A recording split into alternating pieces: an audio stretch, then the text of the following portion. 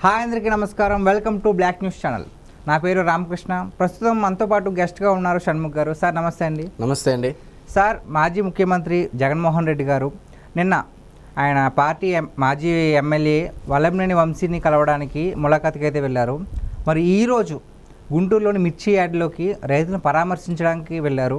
మరి అది చూసిన తర్వాత అది రైతులు పరామర్శించడానికి వెళ్ళారో లేదంటే ఆయన బల ప్రదర్శన చేయడానికి వెళ్ళారో నాకైతే ఏం అర్థం కాలేదు. మరి దీనిపై మీరేమంటారు?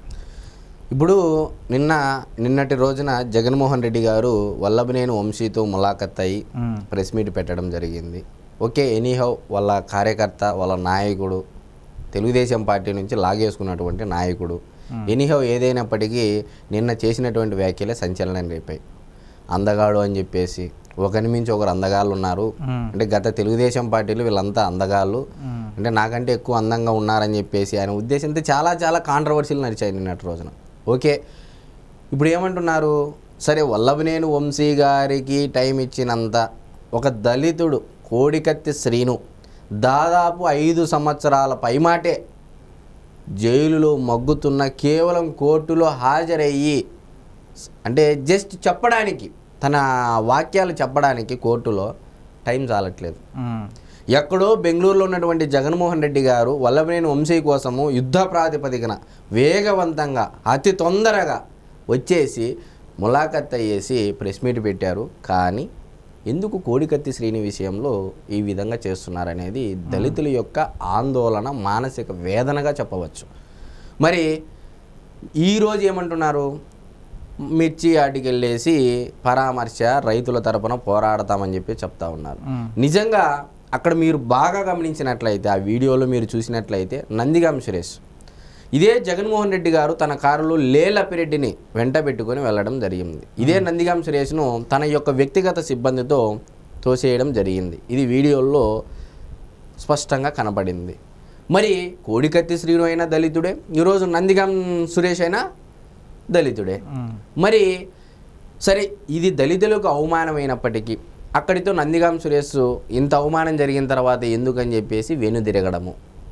సరే, ఇప్పుడు రైతుల మీద, మిర్చి రైతులు ఇబ్బంది పడుతున్నారు, అదంటున్నారు, ఇదంటున్నారు.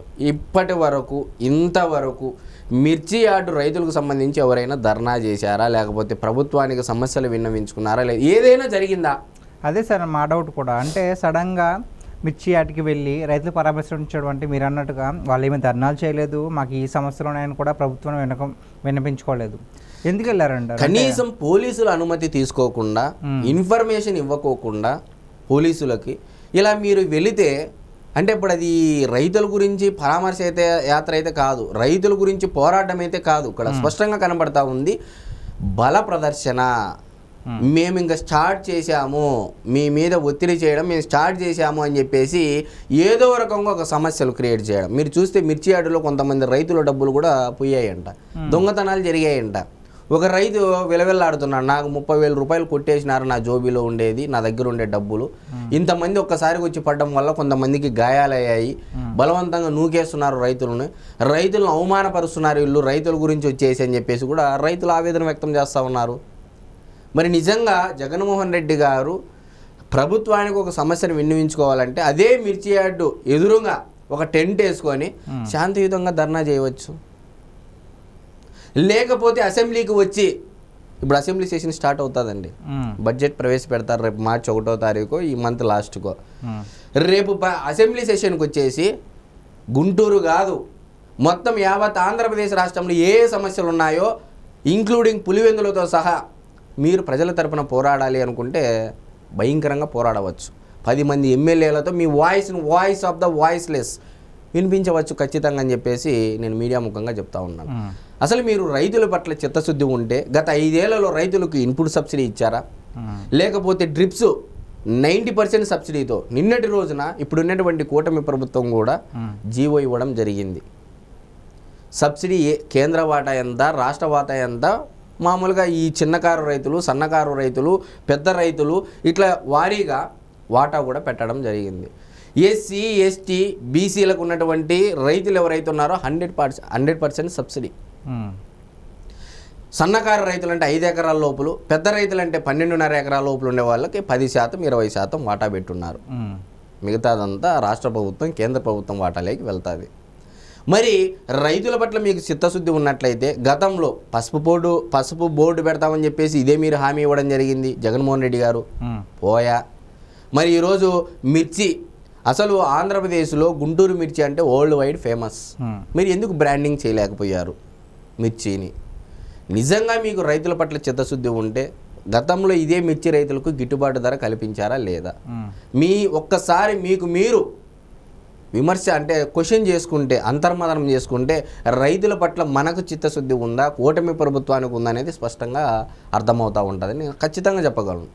మరి ఏ విధంగా మీరు రైతులకు మేలు చేస్తారు? సరే, గుంటూరు గురించి పక్కన పెట్టేయండి. రాయలసీమ సంగతికి వస్తే, రాయలసీమలో గత 5 ఏళ్లలో ఎంతమందికి డ్రిప్స్ ఇచ్చారు అడగండి సబ్సిడీ కింద. పంటలు ఎండిపోతే గత 5 ఏళ్లలో దిక్కు దివాన లేదు చెప్పుకోవడానికి. చీనీ పంట ఎండిపోయింది, హార్టికల్చర్ నాశనం అయిపోయింది. ఫ్రూట్ బౌల్ ఆఫ్ ఏపీ అంటారండి అనంతపూర్ని.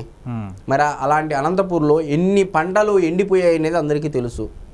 మరి లాస్ట్ 2 ఇయర్స్ వానలు విపరీతంగా పడ్డాయి. కనీసం గేట్లకు గ్రీజు పెట్టుకొని లిఫ్టింగ్ చేసుకుని నీళ్ళు తెచ్చుకోలేకపోయిన దౌర్భాగ్య పరిస్థితి గత 5 ఏళ్లలో నెలకొంది.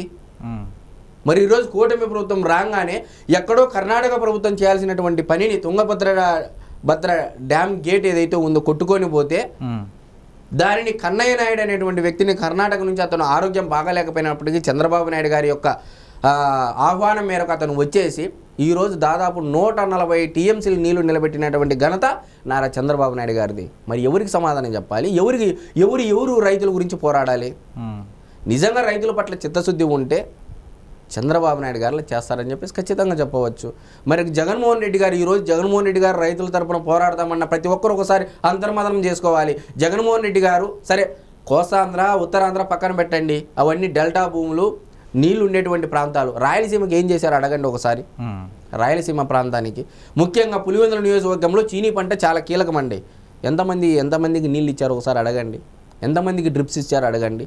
ఎంతమందికి పంటల ఇన్సూరెన్స్ బీమా ఏదైతే ఉందో ఎంతమందికి ఇచ్చారు? ఇన్పుట్ సబ్సిడీలు ఎన్నిసార్లు ఇచ్చారు? వాతావరణ బీమా, పంట బీమా ఎంతమందికి ఇచ్చారు?